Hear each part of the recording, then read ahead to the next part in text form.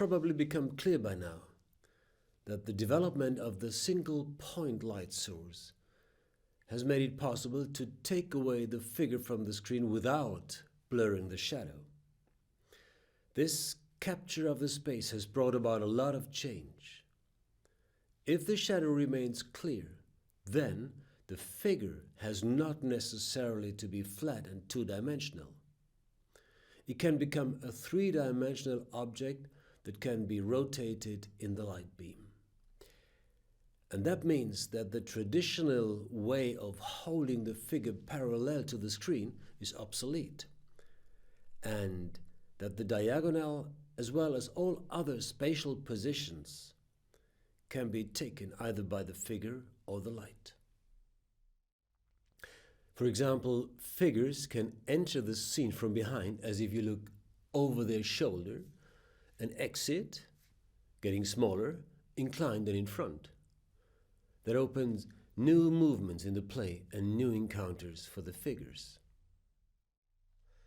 Okay, this is the diagonal number again. Oh, how I hate that. This lad really has no idea of what's going on. I'm sick to death of this. And I'm not the only one. We weren't carved just to walk along some stupid screens.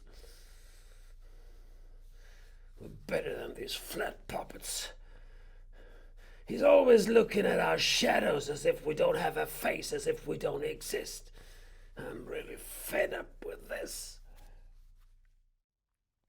The seeming three-dimensionality of the performance can also be transferred to the scenery as a whole.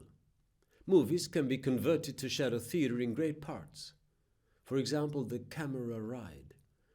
As in film photography, we see the totality and then we zoom in on the detail. If the shadow remains crisp, then the light can move to any position of the constructed scenery. This means that, similar to film photography, the figure can be followed with the light. And it also means that the surroundings within the story can be changed very rapidly. Enough talking.